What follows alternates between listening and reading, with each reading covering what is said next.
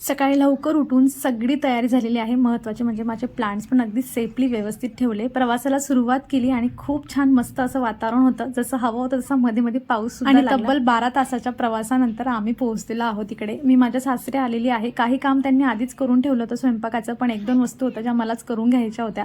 तर आज मी पहिल्यांदाच मेदूवडा ट्राय केला होता आणि खरंच पहिल्यांदा बनवला, पण खूपच छान बनला होता। दुसऱ्या दिवशी आम्ही सकाळी लवकर उठून आम्हाला जायचं होतं आनंदसागर आणि शेगावला, तर त्यासाठी आम्ही प्रवासाला सुरुवात केली। मी पहिल्यांदाच आनंदसागर शेगाव जे आहे ते फिरायला जाणार होती।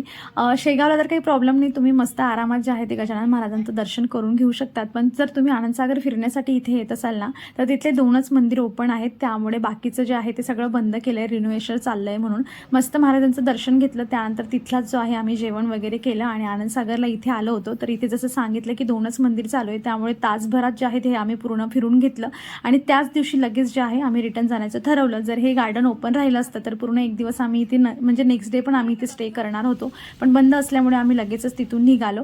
अजून 2 दिवस मला सासरीच राहायचं होतं, पण फिरण्याचं काम लवकर झालं म्हणून म्हटलं चला आईकडे जाऊन जरा 2 दिवस जास्त राहूयात, म्हणून आम्ही लगेच जे आहे ती प्रवासाला सुरुवात केली। फक्त मी आणि पियास तिकडे जाऊन राहणार आहे। तर रस्त्यात पद्माला लागतं आणि इथे गणपतीचं मंदिर आहे, इथे भीमकुंड देखील आहे, इथलं दर्शन घेतलं आणि पुन्हा प्रवासाला सुरुवात केली। तर मग भेटूयात पुढच्या व्हिडिओमध्ये। तर स्वतःची काळजी घ्या, बाय।